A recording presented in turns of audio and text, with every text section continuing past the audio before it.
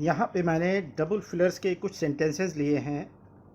Double fillers करने से एक ये फ़ायदा होता है कि इसमें जैसे अगर 5 क्वेश्चंस दिए हैं तो 5 क्वेश्चन में 5 ऑप्शन हैं और हर ऑप्शन में 2 वर्ड्स हैं। इसका मतलब ये हुआ कि एक क्वेश्चन में हमें 10 वर्ड्स सीखने को मिलते हैं। इसके अलावा सेंटेंस में भी कुछ वर्ड्स होते हैं जो हमें सीखने को मिलते हैं। तो इस तरीके से हमें एक एक्सरसाइज करने में या एक 5 सेंटेंसेस करने में 50 वर्ड से ज़्यादा सीखने को मिलते हैं। तो इसमें एक ये जो इंस्ट्रक्शंस हैं इसको बहुत गौर से पढ़ना चाहिए, अटेंटिवली पढ़ना चाहिए। जैसे इसमें लिखा है फिल इन द ब्लैंक्स ये in the sentence in the same sequence to make it meaningfully complete.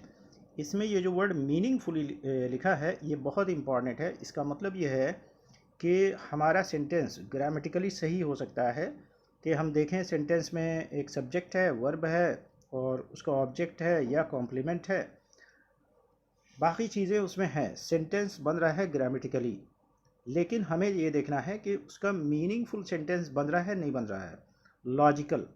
इसका मतलब ये है कि जो एक्चुअली हमारी लाइफ में जो चीज़ें बोली जाती हैं या होती हैं उस हिसाब से वो सेंटेंस का स्ट्रक्चर होना चाहिए। तो इसमें हम पहला सेंटेंस पढ़ते हैं 76। तो 76 सेंटेंस है academicians must be dash to function without dash from politicians and bureaucrats। तो academicians होते हैं शिक्षक, और अब हम इसमें पहला ऑप्शन लेते हैं ट्रेन गाइडलाइंस। तो academicians must be trained to function without guidelines from politicians and bureaucrats. तो academicians शिक्षक हुए और अब सेंटेंस बनेगा academicians मस्ट बी ट्रेन, कि academicians को ट्रेन किया जाना चाहिए, उनको प्रशिक्षित किया जाना चाहिए। टू फंक्शन काम करने के लिए, फंक्शन नाउन भी है वर्ब भी है, यहाँ पे वर्ब के तरीके से यूज़ हुआ है। विदाउट, और विदाउट गाइडलाइंस का मतलब दिशा निर्देश, के academicians शिक्षक को काम करने के लिए ट्रेन किया जाए बिना दिशा निर्देश के पॉलिटिशियंस और ब्यूरोक्रेट्स की तरफ से।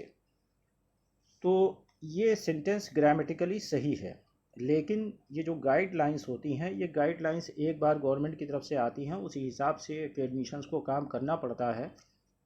तो ये सेंटेंस लॉजिकली नहीं सही है। फिर दूसरा ऑप्शन हम देखते हैं तो इक्विप्ड है और रिकमेंडेशन। तो academicians must be equipped to function without recommendation from politicians and bureaucrats। तो equip माने होता है लैस होना या किसी सुसज्जित भी होना, इसको बोलते हैं। और इसको हम एक सेंटेंस में यूज़ करके इसका बता रहे हैं कि ये क्या होता है। कि जैसे कि अगर कोई वर्कर है और आया और उसको हमें पहले ट्रेन करना है तभी वो काम कर पाएगा। तो इसका मतलब ये है, हम कहेंगे कि और फिर उसको ट्रेनिंग अगर दे दी गई है अब वो काम कर सकता है, तो हम बोलेंगे he has been equipped with the training for the job required for the job. तो ये होता है इक्विप का मतलब किसी चीज़ से लैस होना, किसी के पास कोई स्किल है या कोई नॉलेज है तो वो उससे इक्विप्ड है, उसके पास होना, यानी कि ये सेंस निकलता है। और रिकमेंडेशंस का मतलब होता है अनुशंसा या सिफारिश। तो अकेडमिशियंस को लैस होना चाहिए काम करने के लिए विदाउट रिकमेंडेशन, बिना अनुशंसा के, फ्रॉम पॉलिटिशियंस। तो ये नॉर्मल वर्किंग में हमारी ये रिकमेंडेशन ये नहीं होते हैं, कभी कभार कोई रिकमेंडेशन आ गया तो आ गया। तो ये लॉजिकल सेंटेंस नहीं होगा मेरा, ग्रामेटिकली सही होगा। ग्रामेटिकली मतलब सेंटेंस का बन जाएगा। अब हम तो ये दूसरा भी नहीं होगा। हम तीसरा ऑप्शन देखते हैं अकेडमिशियंस मस्ट बी टॉट, कि अकेडमिशियंस को पढ़ाया जाए या सिखाया जाए टू फंक्शन काम करने के लिए बिना लेसन्स के, बिना पाठ के। तो ये पाठ तो दिए नहीं जाते हैं पॉलिटिशियंस ब्यूरोक्रेट से, तो यहाँ पे भी ये ग्रामेटिकली बनेगा लेकिन मीनिंगफुल सेंटेंस नहीं बनेगा। चौथे ऑप्शन पे हम आते हैं अकेडमिशियंस मस्ट बी प्रमोटेड, कि उनको प्रमोट किया जाए, आगे बढ़ाया जाए, या उनकी प्रोन्नति भी बोलते हैं उसको। तो without to function without support, बिना किसी हेल्प के या सपोर्ट के, सहायता के, फ्रॉम पॉलिटिशियंस एंड ब्यूरोक्रेट्स। तो ये भी लॉजिकली सेंटेंस नहीं बन रहा है सही। तो अब हम फिफ्थ ऑप्शन पे मूव करते हैं तो academicians must be allowed to function without hindrance from politicians and bureaucrats, कि academicians को अनुमति दी जाए कि वो काम कर सकें बिना बाधा के। हिंड्रेंस होता है बाधा। तो मेरा जो लॉजिकल सेंटेंस अब बन रहा है, मीनिंगफुल सेंटेंस, वो फिफ्थ ऑप्शन लेने से बन रहा है। तो मेरा इसका आंसर होगा अलाउड और हिंड्रेंस। अब हम बढ़ते हैं नेक्स्ट सेंटेंस की तरफ। Introduction of reservation for the economically weak is a welcome step dash it comes dash late. Introduction माने होता है परिचय, और इंट्रोडक्शन का मतलब होता है शुरू करना, यानी कि शुरुआत किसी चीज़ की। रिजर्वेशन हो गया आरक्षण, तो आरक्षण की शुरुआत, इंट्रोडक्शन, आरक्षण की शुरुआत किसके लिए? फॉर द इकोनॉमिकली वीक, जो आर्थिक रूप से कमज़ोर हैं उनके लिए ये शुरुआत आरक्षण की इज़ अ वेलकम स्टेप। ये वेलकम जो वर्ड है, वेलकम वर्ब भी है, नाउन भी है, एडजेक्टिव भी है। यहाँ पे ये एडजेक्टिव के तौर पे यूज़ हुआ है क्योंकि स्टेप एक नाउन है और नाउन के पहले जो वर्ड यूज़ होता है वो एडजेक्टिव होता है, और यहाँ पे वेलकम का मतलब होगा शुभ। तो रिजर्वेशन की शुरुआत इकोनॉमिकली वीक के लिए, जो कमज़ोर हैं, वो एक शुभ कदम है। अब यहाँ पे अगर हम पहला ऑप्शन लेते हैं ऑल्दो और ऑलमोस्ट, ऑल्दो माने होता है यद्यपि, तो यद्यपि although it comes late, although it comes almost late, कि यद्यपि ये, और ऑलमोस्ट का मतलब होता है लगभग लेट आता है। तो यहाँ पे ये सेंटेंस हमारा कुछ सेंस नहीं निकल रहा है कि लगभग, ये जैसे यद्यपि ये आता है लगभग लेट, तो ये सेंटेंस यहाँ पे मेरा लॉजिकली नहीं सही हो रहा है। फिर अगर हम इसका दूसरा ऑप्शन लेते हैं डेस्पाइट, तो डेस्पाइट जो है ये एक प्रीपोजिशन है, और प्रीपोजिशन के बाद पूरा सेंटेंस नहीं आता है। तो यहाँ पे दूसरा ऑप्शन हमारा इस वजह से एलिमिनेट हो जाएगा, यानी कि नहीं हम रख सकते इसको। तीसरे ऑप्शन में दो है और रादर है, तो दो और रादर में क्या होगा? दो माने भी यद्यपि, और रादर माने होता है अप टू सम एक्सटेंट, किसी हद तक। तो अब यहाँ पे इंट्रोडक्शन ऑफ रिजर्वेशन के, रिजर्वेशन की शुरुआत इकोनॉमिकली वीक के लिए एक शुभ कदम है।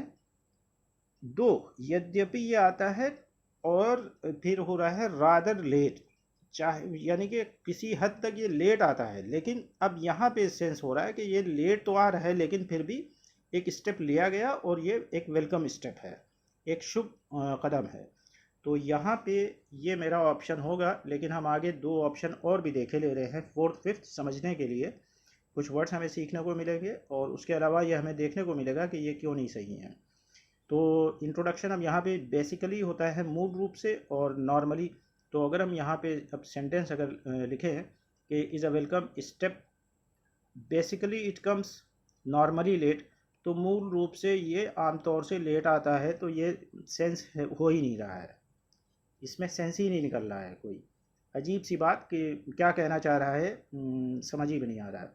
फिर अब यहाँ पे अगर फिफ्थ ऑप्शन देखते हैं for it comes quite late. For जो होता है प्रीपोजिशन भी है और फॉर कंजंक्शन है। तो यहाँ पे क्योंकि इट कम्स ये जो आ रहा है पूरा और ब्लैंक के बाद लेट है, ये पूरा एक सेंटेंस बन रहा है। तो अगर फॉर को अगर हम कंजंक्शन लेंगे तब हम पूरा ये सेंटेंस लेंगे, लेकिन फॉर के माने क्योंकि, फॉर के माने क्योंकि होगा, और अगर फॉर प्रीपोजिशन लेंगे तो लिए होता है, जैसे फॉर यू का मतलब तुम्हारे लिए। तो अगर हम कंजंक्शन ले रहे हैं कि क्योंकि ये बहुत देर से आता है इसलिए वेलकम स्टेप है, तो ये सेंस नहीं बन रहा है। तो यहाँ पे मेरा ऑप्शन जो होगा वो थर्ड होगा, दो और रादर। नेक्स्ट क्वेश्चन की तरफ मूव करते हैं।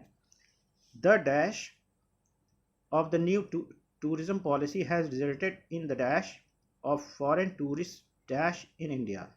अब हम पहला ऑप्शन पढ़ते हैं, तो the announcement of the new tourism policy, कि उसकी घोषणा, जो नई टूरिज्म पॉलिसी है, पर्यटन की जो नई पॉलिसी है, नीति, उसकी वजह से क्या हुआ है, अनाउंसमेंट की वजह से क्या हुआ है, नतीजा निकला है, has resulted in the increase of foreign tourist attraction, कि फॉरेन टूरिस्ट का जो अट्रैक्शन वो बढ़ गया है इंडिया में। तो ये जो अनाउंसमेंट खाली हुआ है और ये अट्रैक्शन ये बढ़ गया है, ये ऐसे नहीं होगा। मतलब उसके ऊपर कुछ काम तो हो।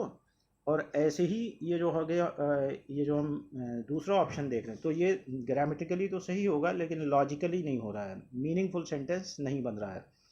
इसमें हम अगर ऑप्शन देखेंगे तो एक हमें ऑप्शन ऐसा मिलेगा जो बिल्कुल सेंस निकलेगा, जिसमें पूरा कंप्लीट मीनिंग निकलेगी। दूसरा ऑप्शन देखते हैं तो ड्रॉ ड्रॉ माने बहुत होते हैं। ड्रॉ माने खींचना होता है, और ड्रॉ माने निकालना होता है, और ड्रॉ ये जो हम कागज़ पे पेपर पे चित्र बनाते हैं वो भी ड्रॉ करते हैं। ड्रॉ का मतलब कोई प्लान बनाना, वो भी होगा। तो अगर हम यूँ कहें कि नई टूरिज़्म पॉलिसी को फॉर्मुलेट किया गया है, तो ये ड्रॉ तो वर्ड आ जाएगा, ड्राइंग। और ग्रामर के हिसाब से ये सही है। फिर आगे अगर हम देख रहे हैं कि ये बनने से, नई टूरिज़्म पॉलिसी ड्रॉ होने से लोगों का जो फॉरेन टूरिस्ट हैं उनका अटेंशन जो है इंडिया में बढ़ गया है। तो ये खाली ड्रॉ हुई है, तो इससे खाली ये अटेंशन वो नहीं होगा, और जब तक कि उसके ऊपर वही काम ना हो। फिर ऐसे ही द क्रिएशन के उसका बनना, क्रिएशन के क्रिएट की गई है। और फॉरेन टूरिस्ट ये जो विजिटिंग इन इंडिया, तो ये जो फॉरेन टूरिस्ट विजिटिंग, यहाँ पे ये वर्ड है, विजिटिंग यहाँ पे नहीं आएगा। अगर यहाँ पे वर्ड होता तो increase of foreign tourist visits होता। तो इस वजह से ये वर्ड ही नहीं सही है, तो ये यहाँ पे इस वजह से थर्ड ऑप्शन मेरा एलिमिनेट हो जाएगा। अब हम फोर्थ ऑप्शन पे आते हैं, इम्प्लीमेंटेशन और फ्लो। तो यहाँ पे इम्प्लीमेंटेशन का मतलब कार्यान्वयन होता है, यानी कि उसके ऊपर काम किया गया, उस पॉलिसी के ऊपर, नई टूरिज़्म पॉलिसी के ऊपर। तो उसका नतीजा ये निकला कि foreign tourist, increase of foreign tourist flow in India. तो वो फॉरेन टूरिस्ट का फ्लो यानी कि आगमन वो बढ़ गया। तो ये सेंटेंस मेरा मीनिंगफुल बन रहा है। तो और इसका हम फिफ्थ ऑप्शन भी देख लेते हैं।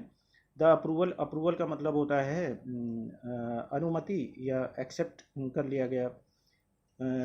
तो यहाँ पे approval of the new tourism policy है। ये ट्रैफिक, अगर हम यहाँ पे वर्ड ले रहे हैं, foreign tourist traffic in India.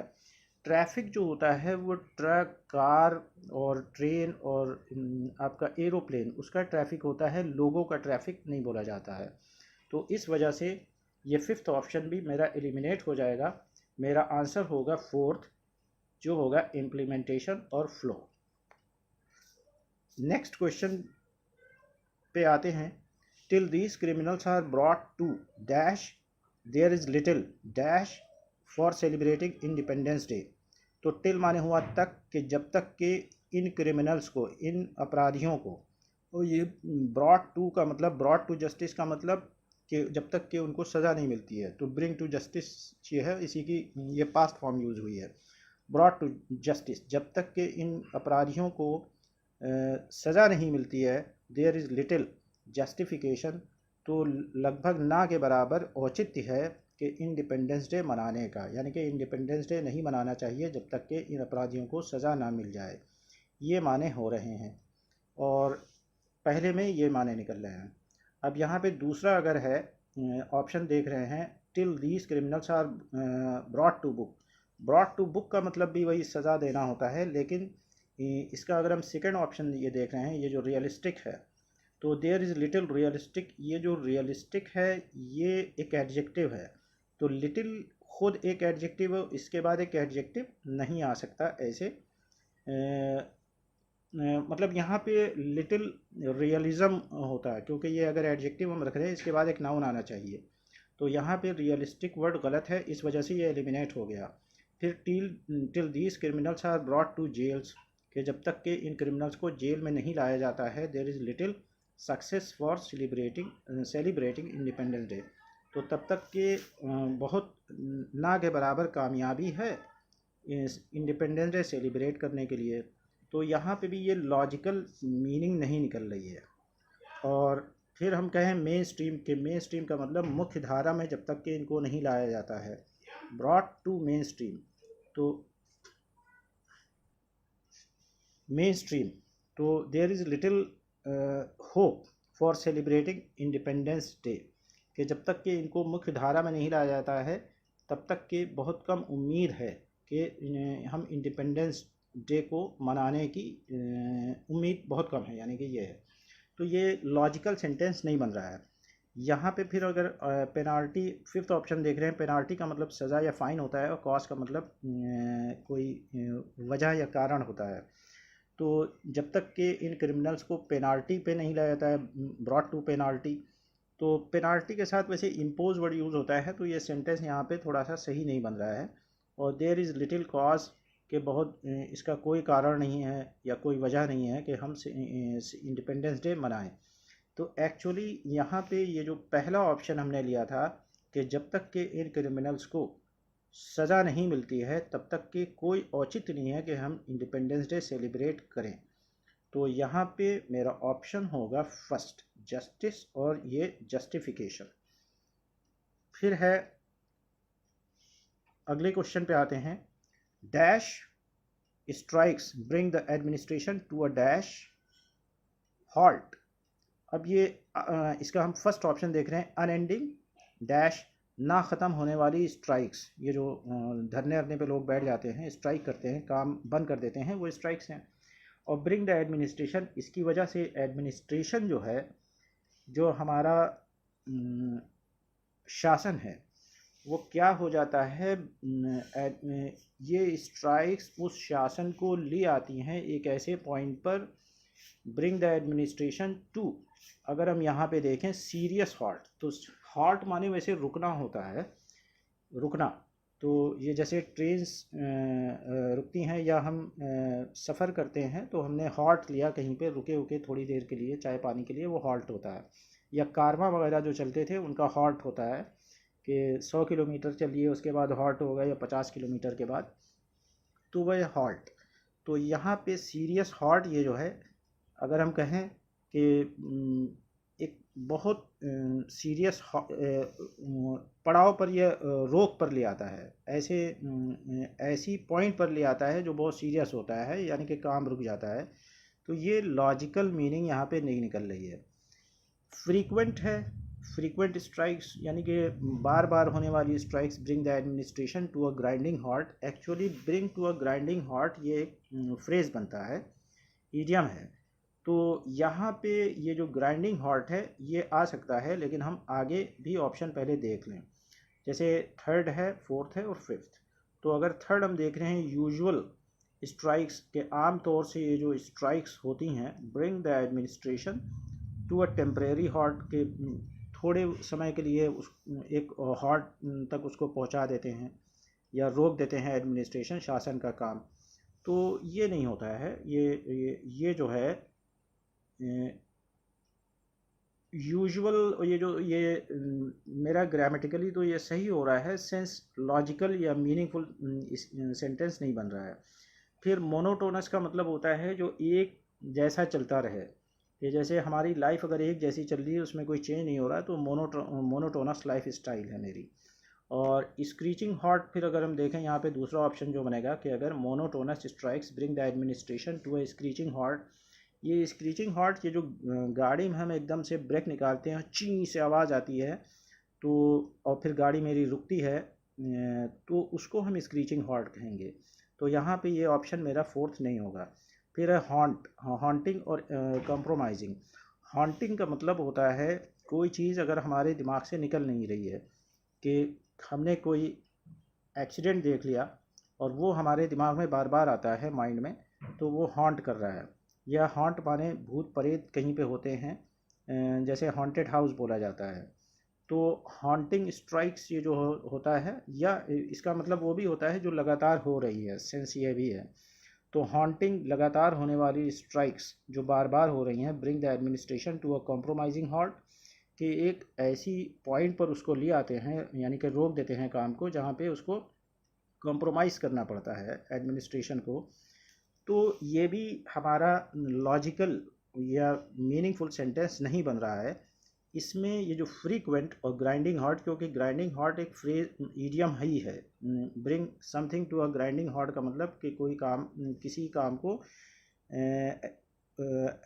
किसी एक्टिविटी को या किसी भी चीज़ को हम एक ऐसे पॉइंट पर ले आए जहाँ पे वो बिल्कुल काम करना बंद कर दे। तो उसको हम बोलते हैं bring that thing to a grinding halt. तो यहाँ पे ये मेरा ऑप्शन होगा सेकंड, फ्रीक्वेंट और ग्राइंडिंग हॉल्ट। तो अगर इसमें अब आपने देखा कि बहुत सी जगह पे सेंटेंस ग्रामेटिकली मेरा बन रहा था, लेकिन मेरा लॉजिकल या मीनिंगफुल सेंटेंस नहीं बन रहा था। तो इसमें थोड़ी सी मेरी वोकैब जो है बहुत अच्छी होना चाहिए, वर्ड्स को हम ठीक से समझते हों, तब हम अपने आंसर सही मार्क कर सकते हैं। अगर आपको ये मेरा सेशन पसंद आया हो तो इसको लाइक करिएगा और शेयर करिएगा, और अपने कमेंट बॉक्स में दीजिए रिस्पॉन्सेज, और जो भी आपके सजेशन होंगे उस हिसाब से उसके हिसाब से मैं अपने वीडियोस बनाता रहूँगा। और हैव अ गुड टाइम, और मेरे वीडियोस को प्रमोट करिए, ये आपसे रिक्वेस्ट है। Thanks a lot.